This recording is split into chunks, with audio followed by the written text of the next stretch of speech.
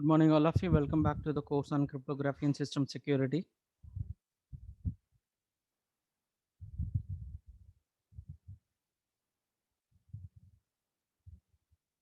I hope I am audible.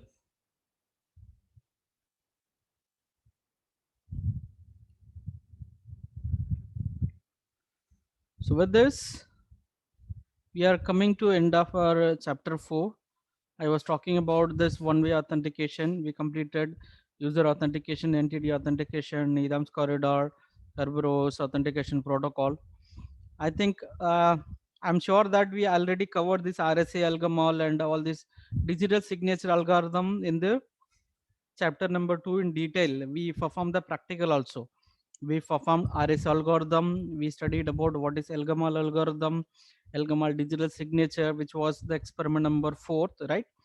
With this, we are completing chapter number 4. Next, we'll jump into the chapter number 5. Under that, we'll be covering the topics which are related to the network security and its applications, right? Under this module, we'll be covering about the basic network security basic concept, which are like what are the vulnerabilities possible in each and every layer of TCP IP protocol, and we'll have the quick overview of packet sniffing, ERP spoofing, port scanning, IP spoofing, and the TCP sync flood, and then DNS spoofing. So this is our the 5.1 module, and under the 5.2 module, we'll study about the complete denial of services, as well as distributed denial of services, right? Under the module 5.3, we'll study about IP security.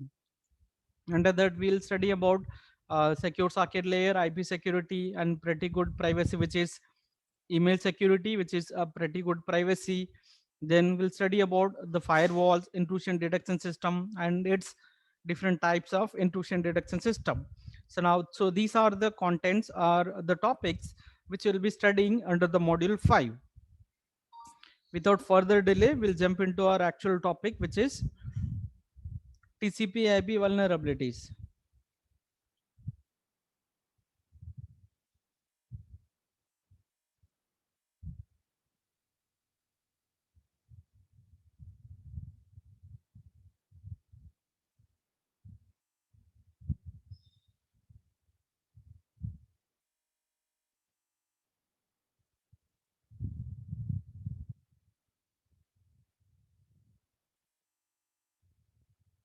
Give me a second.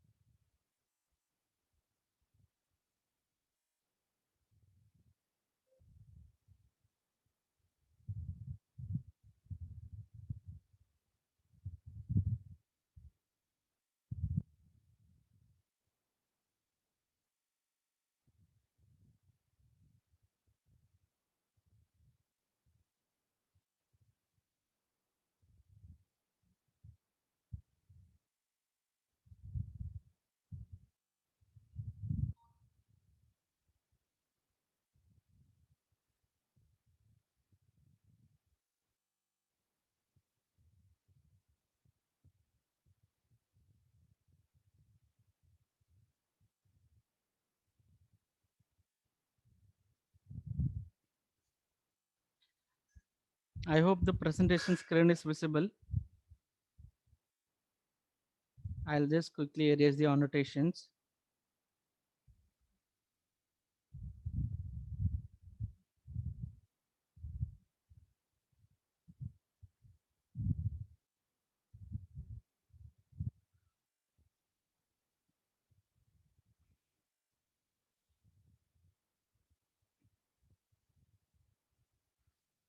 Just anyone can quickly let me know whether I am audible and the presentation screen is visible.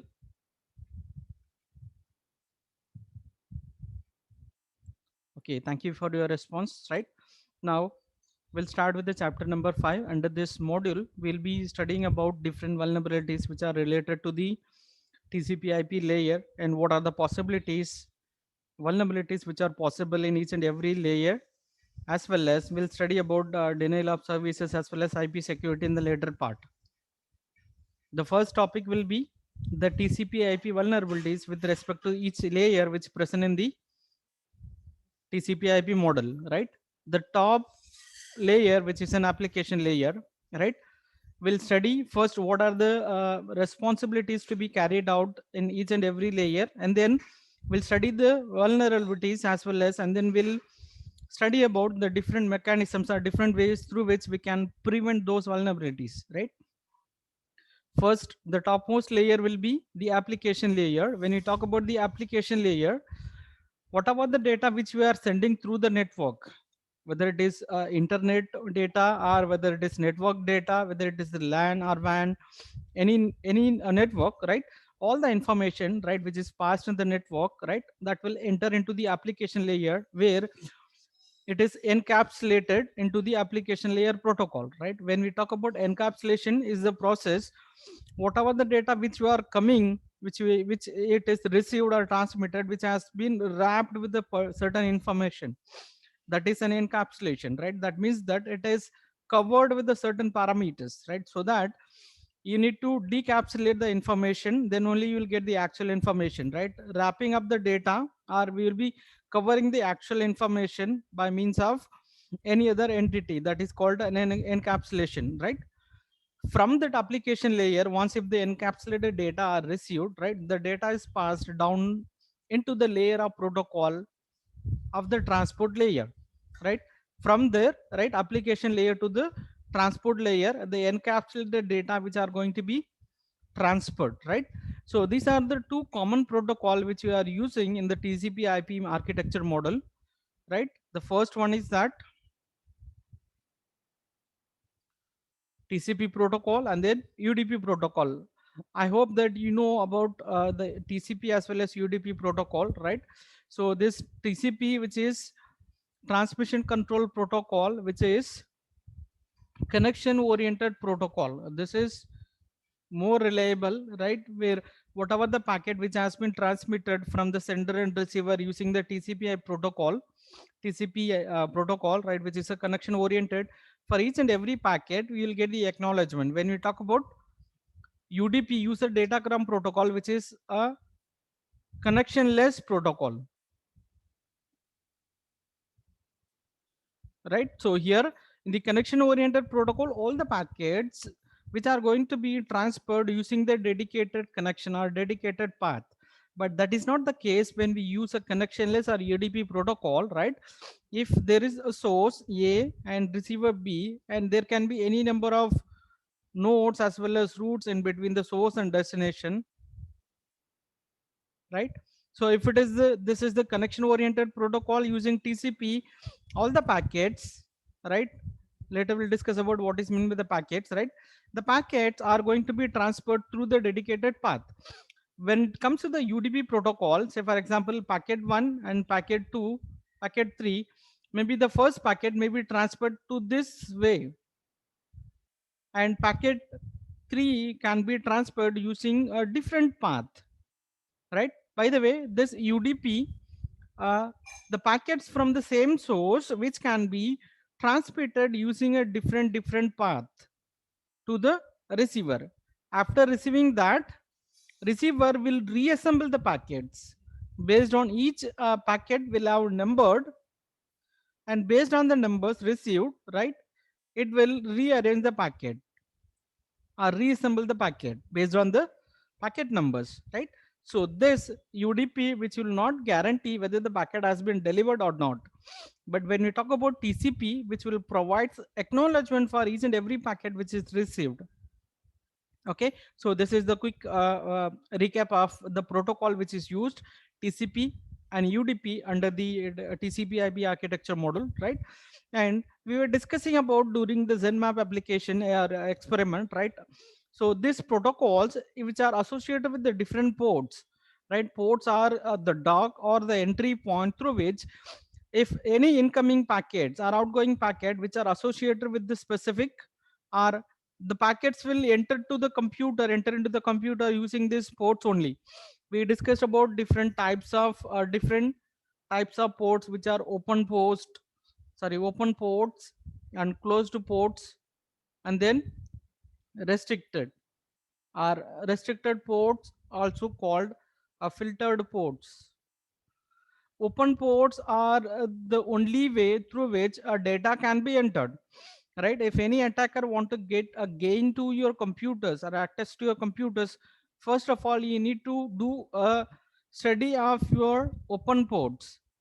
What are the open ports available and what are the vulnerabilities for the ports, and how you will enter into your PC. All these things you need to study with the help of the different port scanning applications or port scanning techniques. Then you will decide what technique you're supposed to use in order to communicate or in order to attack your machines, right? So this is how the communication, right, or the packets or segments are which are received from the port number, or sorry, the layer application protocol, right? When we talk about an application protocol, so these are the vulnerabilities which is possible in the application layer.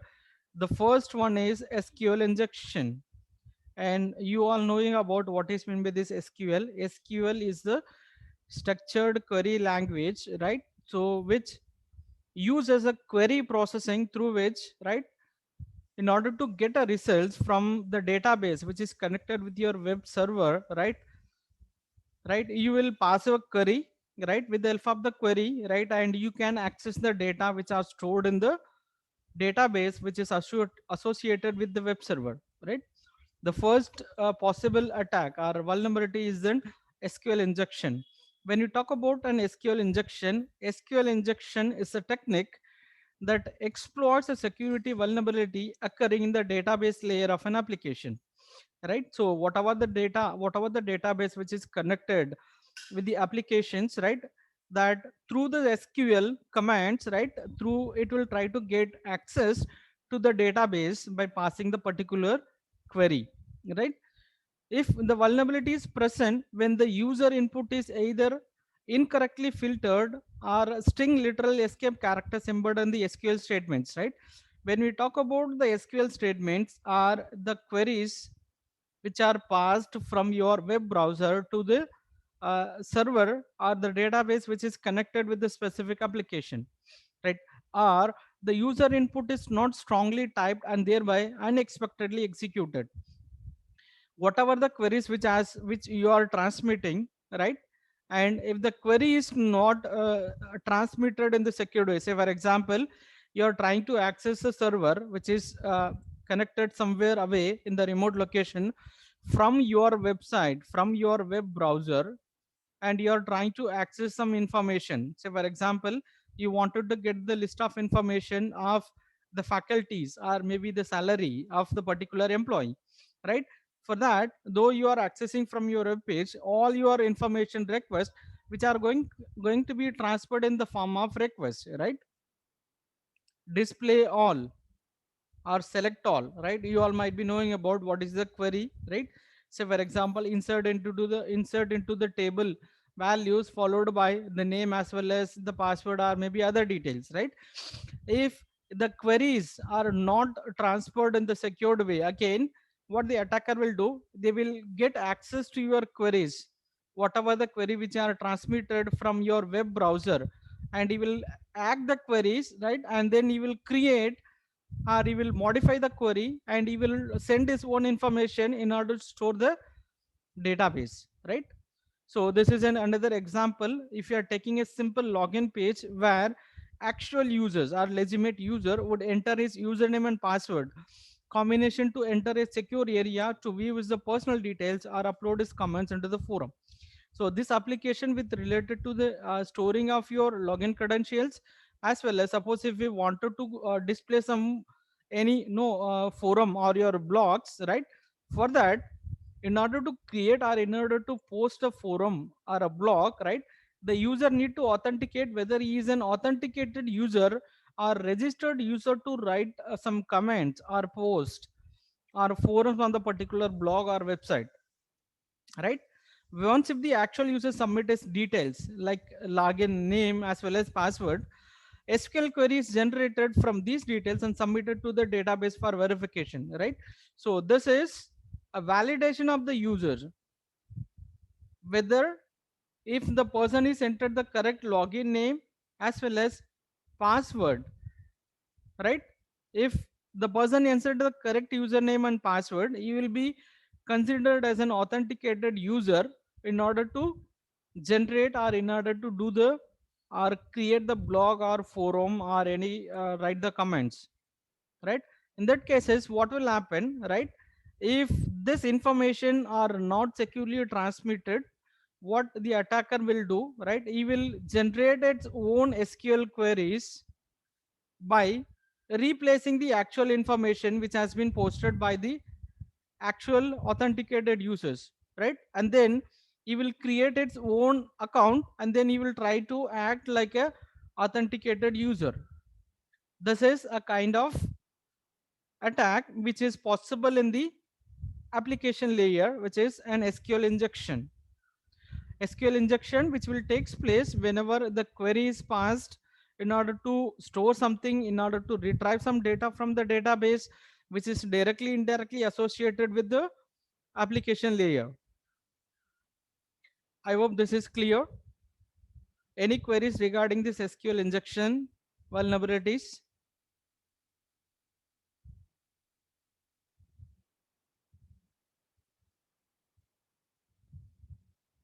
Any queries regarding this SQL injection? We'll have a separate practical session for all these kind of attacks if time permits. I will demonstrate how the SQL injection and ERP spoofing and no, the port scanning already we studied. Similarly, I'll demonstrate all the theoretical explanation with the demonstration, right, whenever if appropriate. Okay, then the same explanation we write which I explained so far, right? Through the SQL injection, right? The hacker may input specifically crafted SQL. So this is a fabricated SQL by the attacker, right? With intent bypassing the login from the barrier and seeing what is lies began, right? So whatever the information which is passed through the queries which has been sent by the actual users, attacker will write a query and through that he will capture the information which are being transmitted by the actual users, right? If the information which are not sanitized or not secured properly, in that cases, right, there are possibilities of SQL injections through which attacker will get the information, right? These are the different techniques or different sources through which SQL injection is possible. Active server pages, ASP.NET, PHP, personal home pages, JavaScript, right, and then common gateway interfaces, right? So these are the different uh, places or different tools through which SQL injection is possible, right?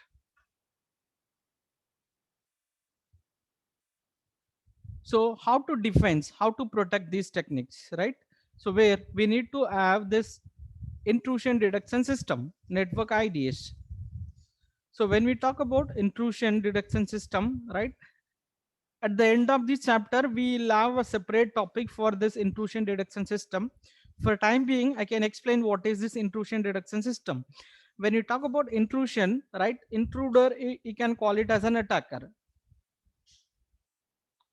Intruder and then attacker, both the words have the same meaning, but this intruder, right, he may not be an attacker, but he may try to capture the information. He may be a passive attacker, right?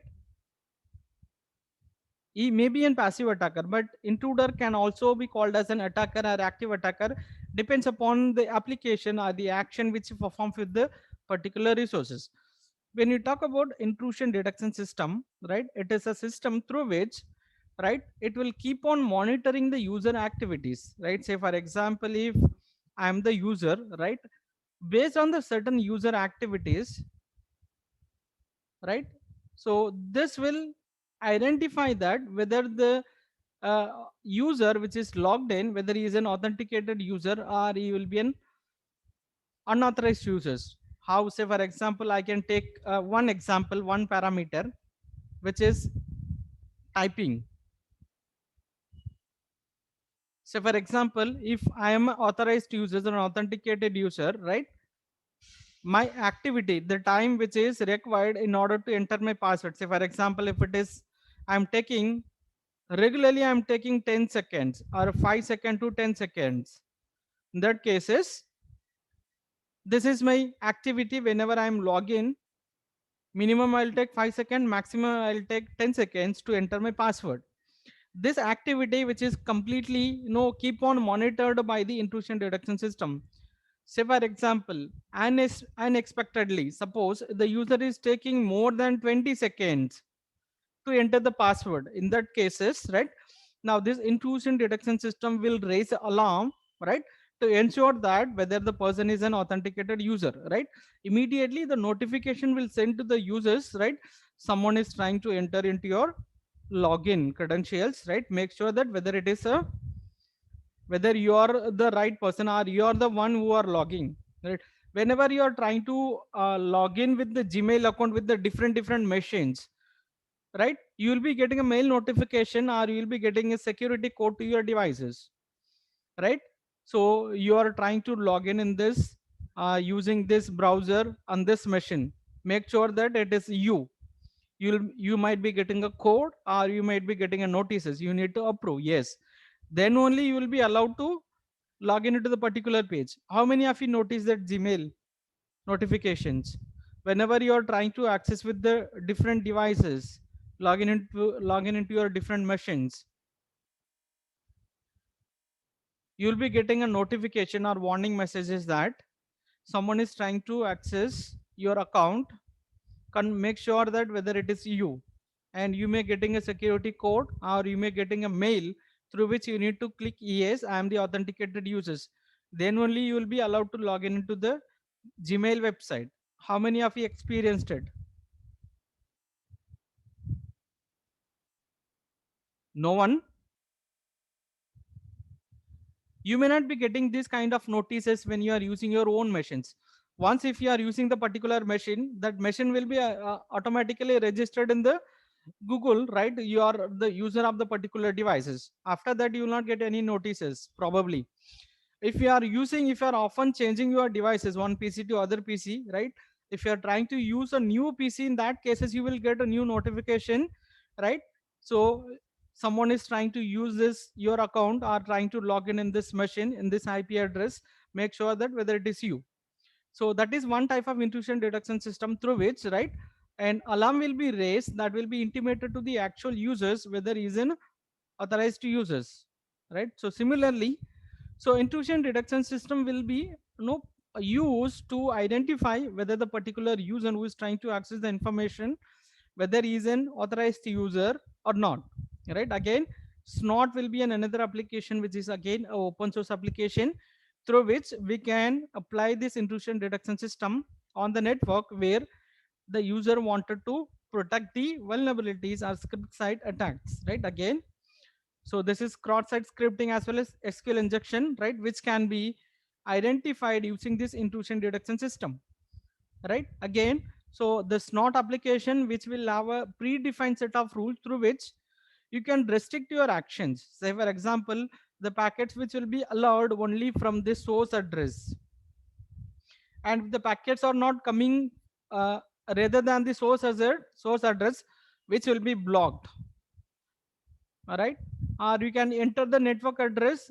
From this network address only the package to be received. By the way, we can have a set of rules through which you can create your snort application through which you will be considered as an authenticated user or not by applying intrusion detection system, right. When we talk about intrusion detection system, which will intrusion detection system which will keep on monitoring the user activity. Based on those activities, it will create a profile. Suppose if your activities are completely different than the stored activities, in that cases it will send an alarm, right. Through the alarm, right, it needs to get one more time of authentication whether the authenticated person is the one, right. So this is how we can protect no SQL injection as well as cross-site scripting by applying this intrusion reduction system, or I could say this specifically network intrusion reduction system. Sorry.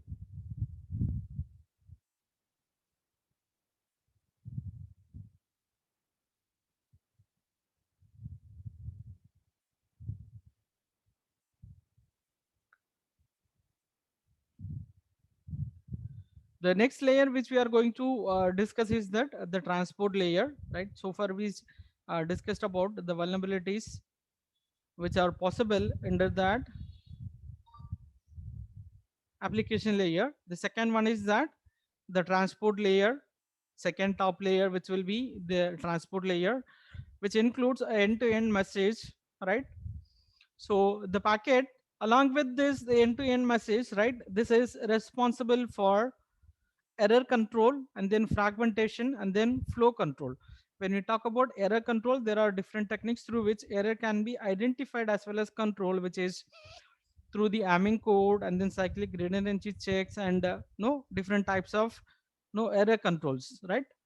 Again, when we talk about the fragmentations, right? So the data has to be divided into smaller units because the large data, right, which cannot be transferred at a time, right? Instead, right, the data which has to be divided into small unit, which can be called as a segments or the fragments, right? That segments can be numbered.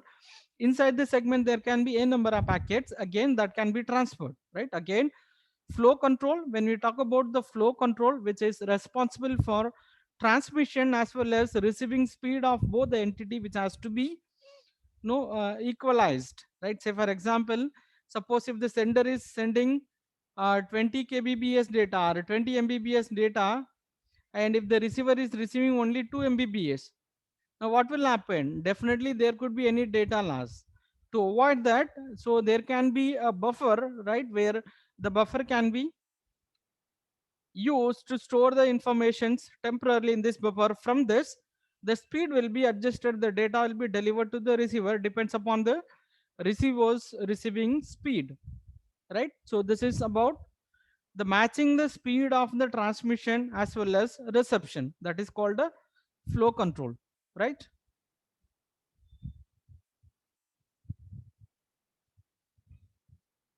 So similarly, right, so here this transport layer, which is completely responsible for how the data which are securely transmitted without any delay or without any data loss, right?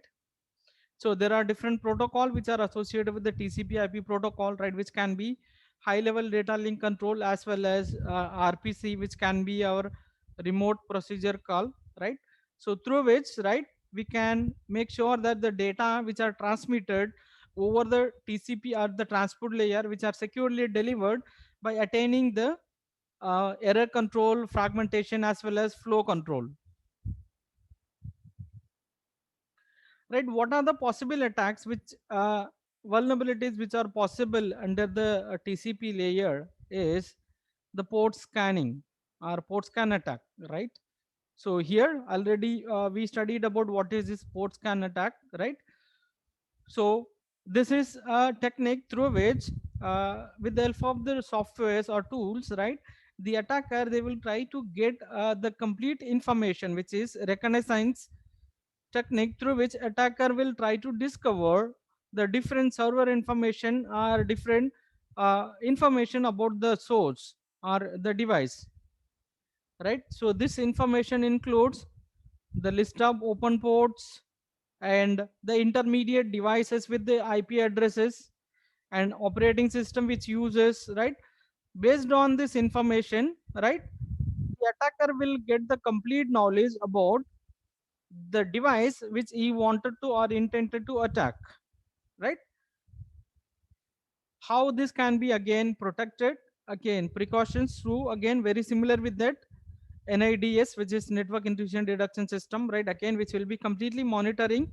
Suppose if scanning of the particular devices, which can be restricted by means of applying the firewall, right? If the data is coming from the source which has not registered with your device, the packets can be filtered by means of in placing the firewall as well as intrusion detection system.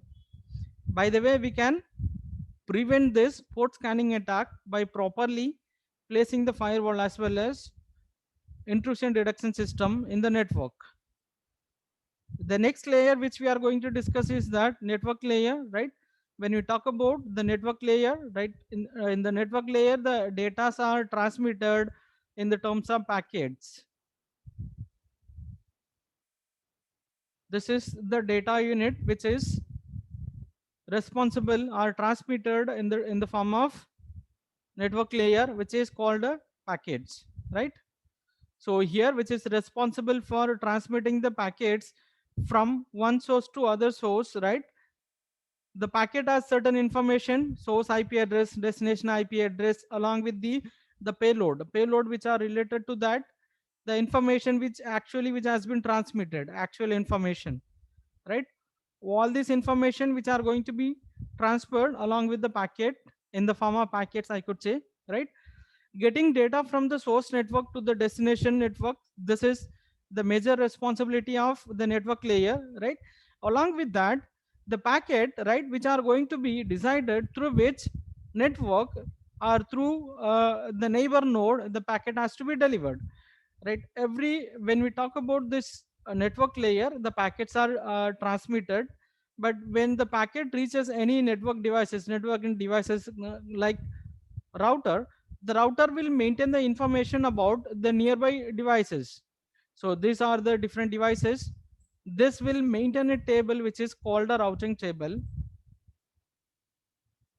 which consists of the different addresses, different nodes informations, right? If this is the next node, if the packet is coming from here, so here this will be forwarded to here, and from here again the data will be forwarded to here, again here it will be forwarded to the destination, right?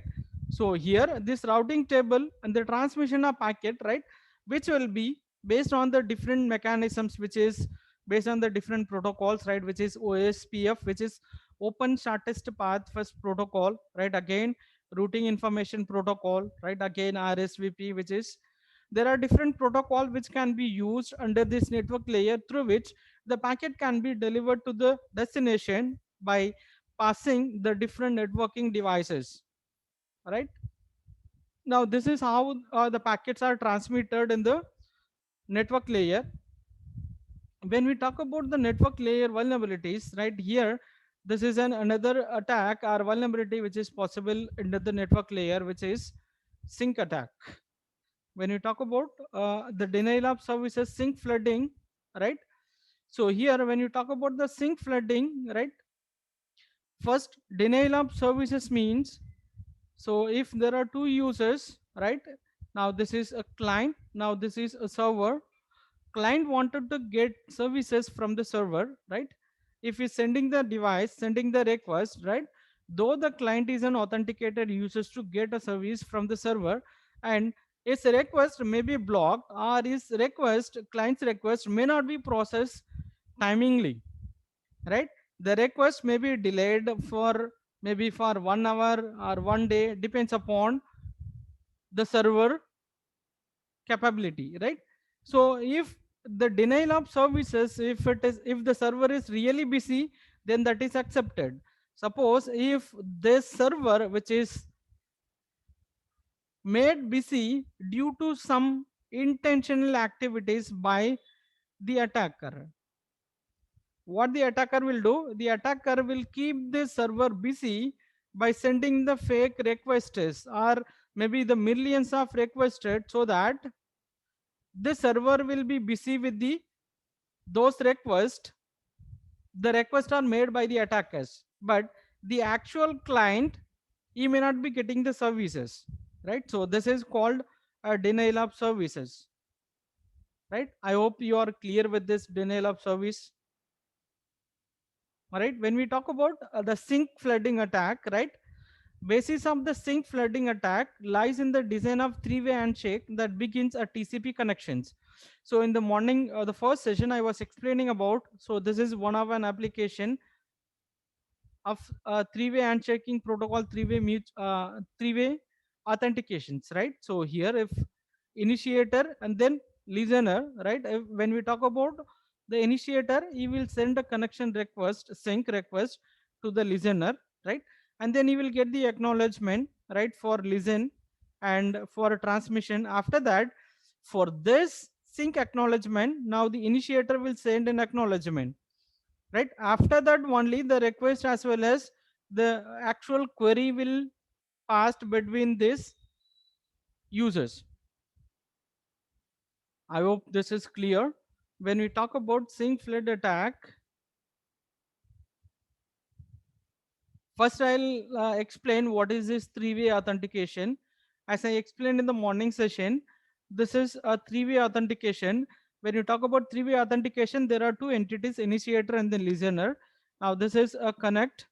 Listener, our initiator is trying to send a sync message or request message to the listener. By receiving the message, right, is giving an acknowledgement. That means that synchronization request is received, right? So this is mutual authentication. And the third one is that now here, after receiving the acknowledgement, now he will send another message, acknowledgement for this acknowledgement. After that, now he will start transmitting the request and he will get reply. Before actual communication, there need to be a three-way authentication.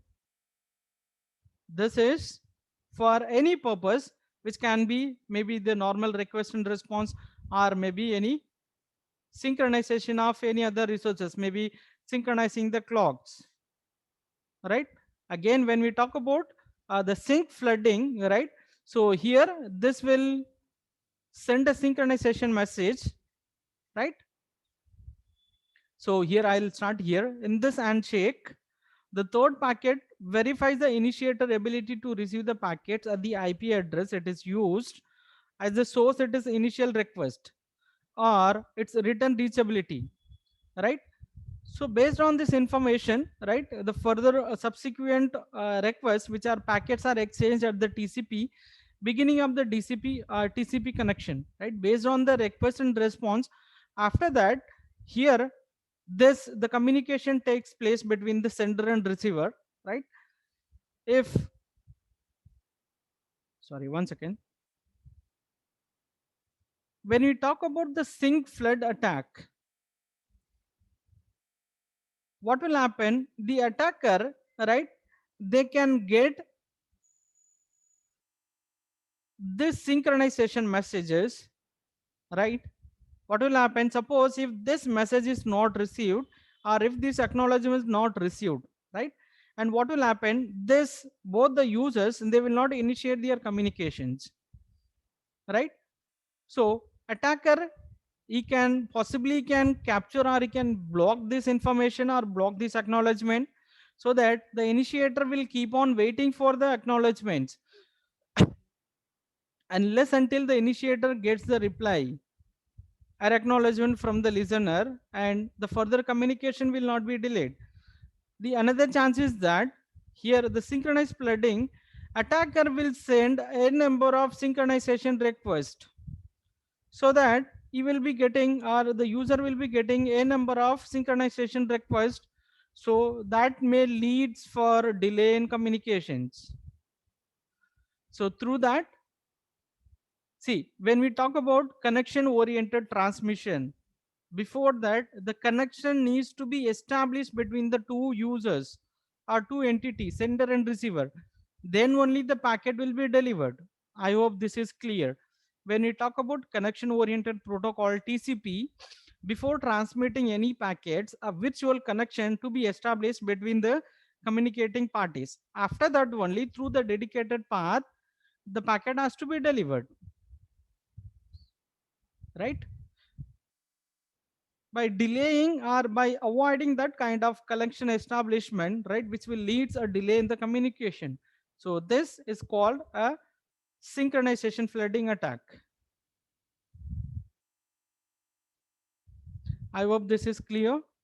Any queries regarding this explanation?